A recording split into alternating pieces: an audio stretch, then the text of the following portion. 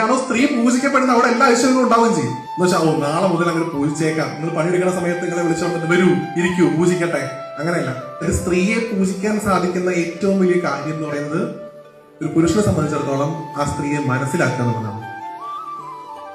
English പറയുമ്പോൾ B വിത്ത് ഹർ, അയാളുടെ ഒപ്പം നിൽക്കുക എന്നുള്ളതാണ്. അതിനേക്കാൾ കൂടുതലായിട്ട് ഒരു സ്ത്രീക്ക് കൊടുക്കേണ്ട ഒന്നും തന്നെ വേണ്ടല്ല. അവരൊന്നും എക്സ്പെക്ട് ചെയ്യുന്നില്ല. അമ്മ പറഞ്ഞ പോലെ തന്നെ, അമ്മയുടെ കാര്യം പറഞ്ഞ പോലെ അമ്മ ആകെ എക്സ്പെക്ട് ചെയ്യുന്നത് നിങ്ങളുടെ കൺസിഡറേഷൻ ആണ്, നിങ്ങളുടെ പരിഗണനയാണ്. അതുപോലെ തന്നെയാണ് ഒരു സ്ത്രീ.